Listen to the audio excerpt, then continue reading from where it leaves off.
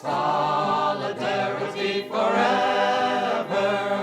Solidarity forever. Solidarity forever. Last 2 weeks, the Council has planned 2 different but equally important events to promote unionism and workers' rights.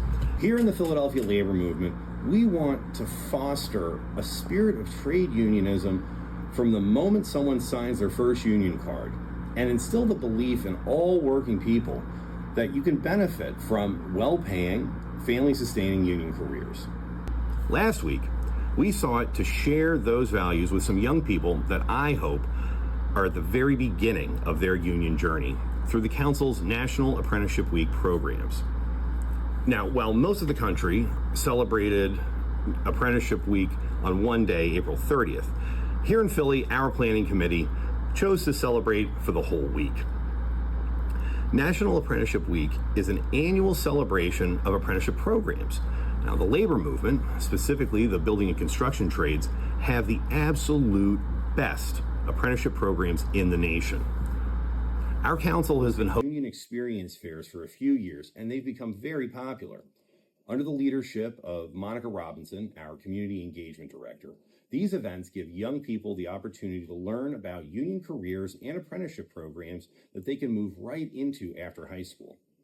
During National Apprenticeship Week alone, we were able to reach more than 2,000 Philadelphia students. Now, last Thursday, we brought May Day back to Philadelphia with a bang. Our For the Workers, Not the Billionaires rally featured U.S. Senator Bernie Sanders, IUPAT General President Jimmy Williams, and local union members and allies who urged the more than 5,000 people in attendance to join the movement of millions of Americans who are outwardly and proudly rejecting Donald Trump and his billionaire buddies with their anti-worker, anti-union, anti-immigrant, and anti-American agenda. After the march ended, a group of about 70, including myself and 6 other union leaders, followed in the footsteps of leaders like A. Philip Randolph, Cesar Chavez, and Dolores Huerta by blocking busy rush hour traffic in a civil disobedience action, and were arrested right on Broad Street. Earlier this year, at our annual leadership conference in Atlantic City, union members learned how to plan and run safe and meaningful actions.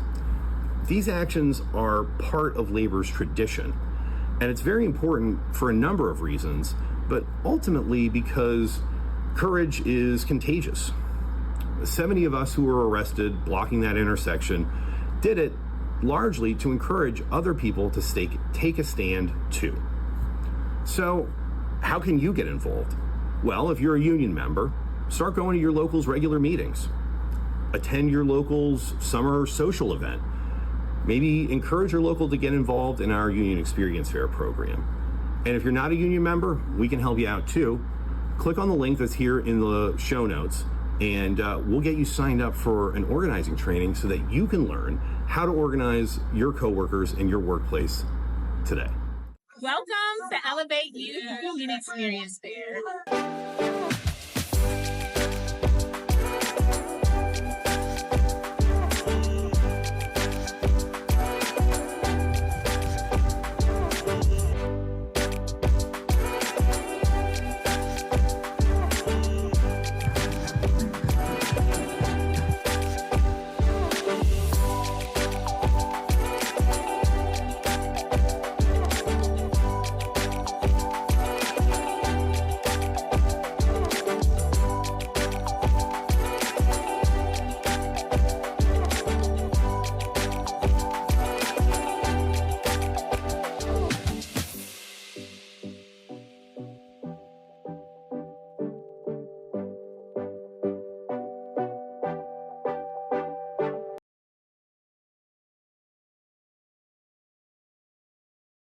My name is Nicole Fuller.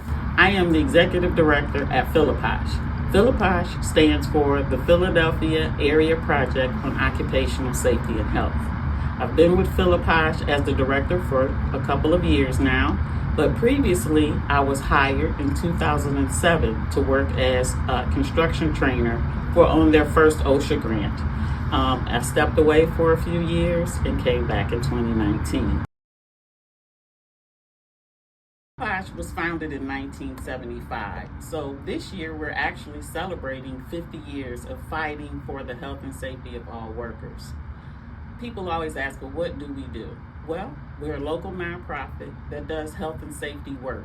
And that work can include anything from training to fighting for legislation, to getting boots on the ground, going out into the community to help the community be safe as well. This year, on Friday, April 25th, we celebrated Workers' Memorial Day. This is an annual event. It's our 37th year of honoring workers that have been killed in the workplace. We were fortunate enough to have a keynote speaker, Elizabeth Schuler, who's the president of the National AFL-CIO, in addition to the Pennsylvania AFL-CIO's president, Angela Ferrito, and the Philadelphia Labor Council's president, Daniel Bowder. So we had the three presidents, as we like to say, at our event this year.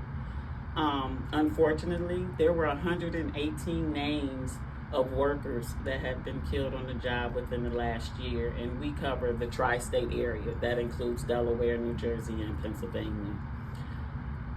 It seems like a sad occasion, but we are able to recognize those workers and never forget their names. At our event, we actually read the names of every single worker because it's important to remember those folks that went to work one day and were never able to go home.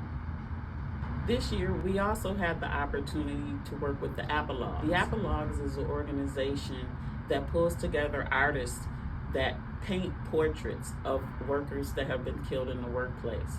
Originally, their focus was just on gun violence, but partnering with us this year, we were able to get some prints of, or some portraits painted of some of the workers on our list, and it really made an impact at our event this year.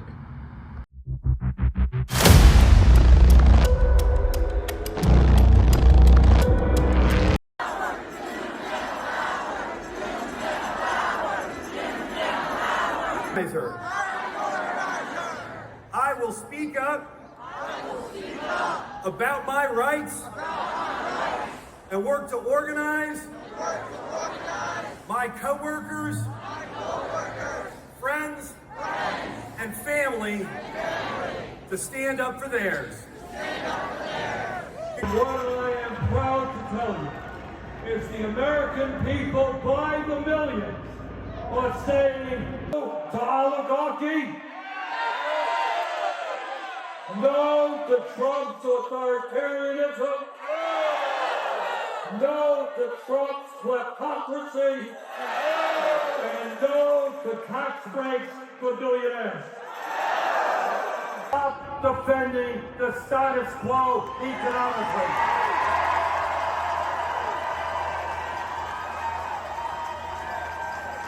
An economy in which the rich get richer and working people struggle should not be defended. Are you ready to march for our brothers and sisters?